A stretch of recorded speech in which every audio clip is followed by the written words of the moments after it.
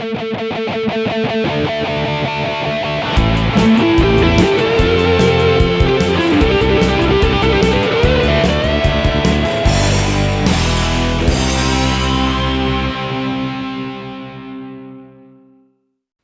welcome to an episode of Geek Lunch Me. I'm your host Chris, as usual. Now on the channel, I haven't talked much about sort of DC's reboot and James Gunn being in charge and his upcoming Superman Legacy movie. But there's been quite a few major casting announcements this week, so I thought I would remedy that, and we'll take a quick look at the new incarnation of the Man of Steel and see where we currently are at the moment. Don't forget, if you like the video, hit the thumbs up, helps us out a great deal, gets the video seen by a lot more people, and if you're not already subscribed, smash that subscribe button. We'd absolutely love to have you as a subscriber. So yeah, Superman Legacy is like the flagship movie of James Gunn's new DC universe. And this week we got the casting announcement of a couple of the villains. Nicholas Hoult, who I know best from Nux in Mad Max Fury Road, one of the greatest action movies ever made. And he's a stranger to superheroes, being in X-Men Days of Future Past as he was. And he was also in Renfield as well, wasn't he? He has been cast to play Lex Luthor, probably the most famous of Superman's adversaries. And I like Nicholas Hoult, he's great. So yeah, I'm really looking forward to seeing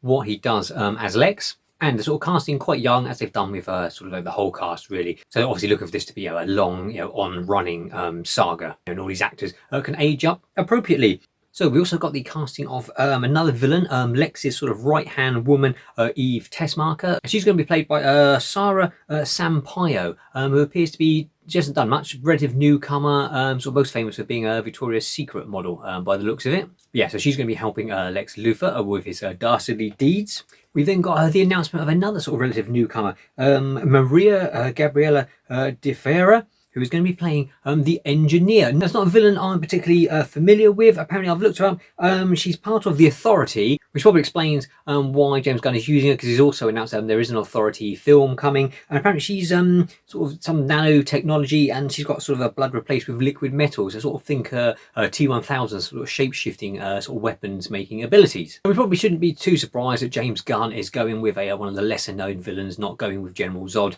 straight away, as you might expect. Obviously, Guardians of the Galaxy, they're world famous now, but when he first made Volume 1, most people hadn't really heard of them. Certainly anyone outside of sort of comic collecting world wouldn't really have a clue who they were. And as I say, he's made them world famous and some of the highest grossing movies in the MCU. We then got the casting announcement of one of the good guys, Skyler Gisondo, is going to be Jimmy Olsen, one of Clark Kent's colleagues at the Daily Planet. I remember Skyler best from Santa Clarita Diet, the show that was unfortunately cancelled by Netflix before they'd got to the end of the story with the Drew Barrymore sort of zombie series, which was really good. But yeah, he played the boyfriend of the daughter in that and did a really good job. And I think he's got the proper look for Jimmy Olsen, so I look forward to seeing him. So they're all joining the cast that we already know. David Corran Sweat as the Man of Steel himself. Rachel Brosnahan as Lois Lane. Hopefully she gets more to do than Amy Adams did in the Snyderverse movies. She's a very underwritten